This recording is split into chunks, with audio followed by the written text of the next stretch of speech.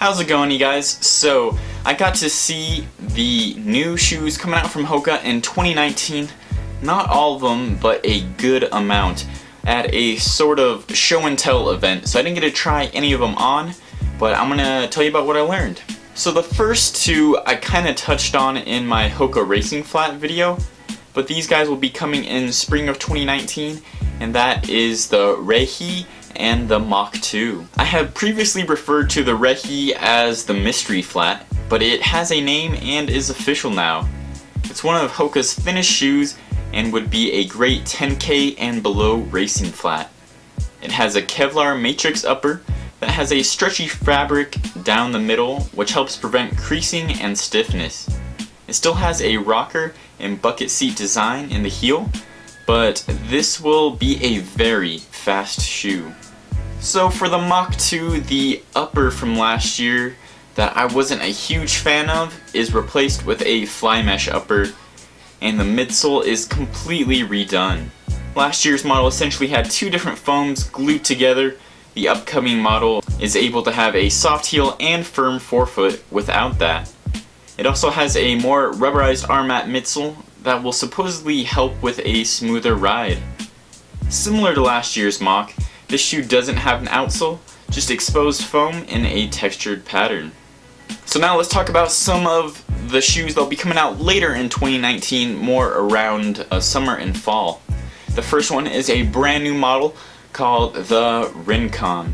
This shoe looks very similar to the Clifton and even has the same stack height, but it is $15 cheaper and a lot lighter. You can kind of think of this guy as a Kinvara, where it's a lightweight trainer that you can also use for up-tempo efforts. I asked what the difference between the Mach, the Rincon, and the Clifton are. The answer is that the Mach is more responsive because of that rubberized midsole, so it's a bit better for faster paces. But since the Rincon is lighter and designed different than the Clifton, it's a bit more versatile. It has very little rubber on the outsole, and this shoe kind of reminded me of the Nepali in the sense that it's kind of a Clifton spin-off. I wasn't able to try the shoe on, so I don't know how soft or firm it is, but I think it's different enough from the Clifton that people will still use that for the majority of their miles. Speaking of the Clifton, the 6th version gets a complete makeover. The upper now has even less overlays than the Clifton 5, and it uses some stitching towards the laces down the side of the shoe to help you get locked in without adding weight or bulk.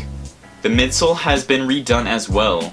Some people say it's a bit softer than the 5, but if it is, I wouldn't expect it to be like some of the early Cliftons. The outsole gets a new pattern which seems to cover more surface area under the forefoot. The nice thing about this guy is that it loses at least half an ounce, putting it closer to the weight of the Clifton 3. I'm really excited for this one, but we're gonna have to wait until the summer to try it out.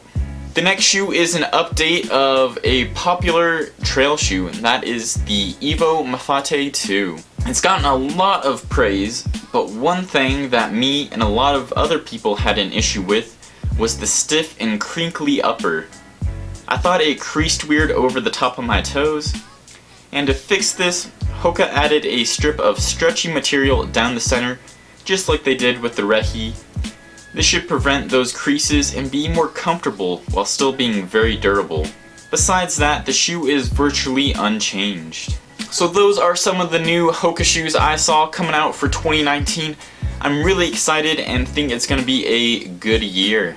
If you haven't seen my video about the new Ultra shoes coming out in 2019, make sure to click that link and subscribe so you don't miss more videos. As always, keep on running.